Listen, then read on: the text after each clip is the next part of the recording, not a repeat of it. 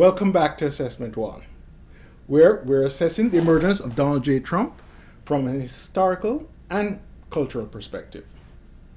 Now, we're currently in episode B, or the assessment conclusions.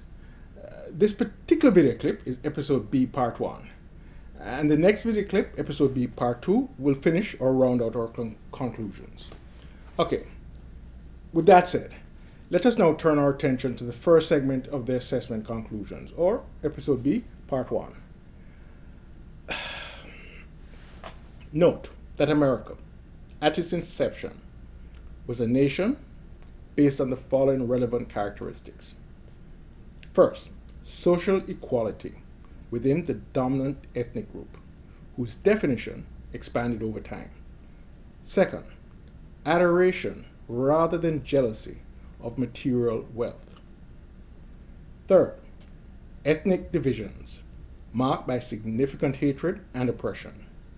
And finally, a religiously inspired sense of individual and community righteousness, nested with a deep proselytizing desire to see one's views accepted by others. These four things: social equality within the dominant ethnic group, adoration and not jealousy of material wealth, deep ethnic hatred, and religiously inspired individual and community self-righteousness, created an environment where society fractured not along economic and social lines, as is the case in most countries, but along the boundaries of racial and ethnic communities, referred to here as silos. Now, the dominant community or silo prevailed unchallenged across America's culture and institutions for much of its history. However, beginning around the time of the Civil Rights Movement in the 1960s, individuals who in most instances drew their societal standing from privileged membership in the dominant European American community began either advocating for or self-identifying with a mixed assortment of ideas and groupings. This resulted in the eventual recasting of many individuals into new communities, defined not by race or ethnicity, but by ideological and social identity, such as gays, environmentalists, Vietnam era and later veterans, free speech advocates, etc. Each of these new identity communities held in national terms a relatively small number of Americans.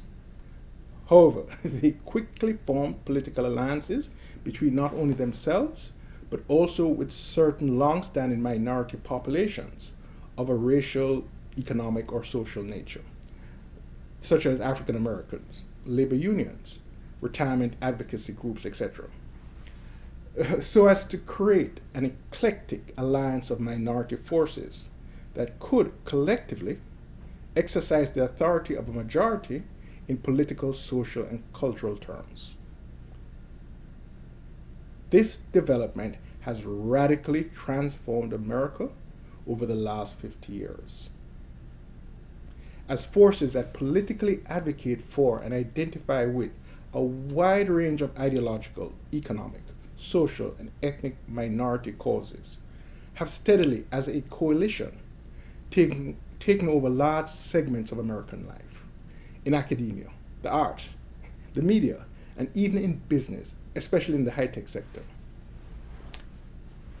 Moreover, as a result of changes in U.S. immigration law in the early 1960s, this social and political transformation in American life has been significantly reinforced by a steady stream of immigrants, such as myself, that is substantially larger than the flow that had existed in the 4 decades immediately prior to the advent of the law. And for reasons associated not just with the law, but with political, economic, and technological changes in the 20th century, the ethnicity and culture of the new arrivals are quite different from those who voluntarily came to the U.S. from the 1620s all the way up to the 1920s. In addition, the recent immigrants have in general procreated at a higher rate than the longer established population, thereby reinforcing the demographic impact of the new immigration policy. Hence, in the last several decades, those whose political and cultural identity is tied to the country's historically dominant European American ethos have seen their values, norms, privileges, and sense of identity challenged by steadily increasing ideological, social, and ethnic minority groups. This process has proceeded to the point where many in the historically dominant silo now feel a palpable sense of national isolation and even marginalization. In 2008, the Minority Majority Coalition, by acting cohesively, was able to bring the physically and culturally heterogeneous individual, Barack Obama, to presidential power, despite his opponent receiving almost 60% of the European American votes, which constituted more than 70% of the national electorate. In 2012, Obama's opponent received in excess of 60% of the votes cast by the European American community, who, as before, provided more than 70% of the national ballot. Yet, the Minority Majority Coalition was again able to lift the smooth-talking president to comfortable victory. As stated previously, the emergence of a political paradigm that saw the double election of a president so roundly rejected by the country's historically dominant population generated a sense of marginalization and even embitterment among many in that community. However, the degree, if not the existence, of their hostility was often publicly minimized because the mainstream media, quote unquote, was one of the several minority communities supporting the new paradigm. This politically motivated underrepresentation of reality helped to create the shock and surprise felt by many in America's liberal, often coastal communities, when the growth of a radical conservative base within the Republican Party became apparent. Now, despite identifying themselves as conservatives, however, this new Republican base proved less concerned about traditional conservative principles, such as laissez-faire economics and family values, than in projecting an angry determination that their party rise up in full-throated opposition to the collection of minority communities that were perceived to be supporting alien political, social, and cultural forces, nationally represented by the Democratic Party. The call for an opposition Republican Party standard bearer that would focus less on traditional principles and more on the minority majority coalition threat, quote unquote, especially the threat posed by the more rapidly increasing and newer ethnic communities, such as Mexicans and Muslims, was a shout that Trump, by personal circumstance and views, was almost uniquely qualified to hear and represent.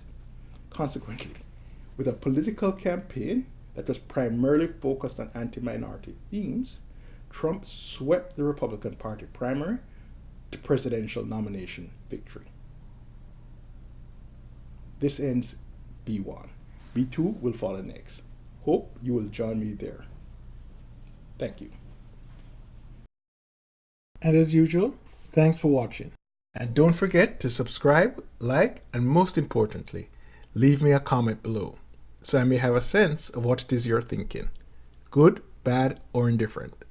Thanks.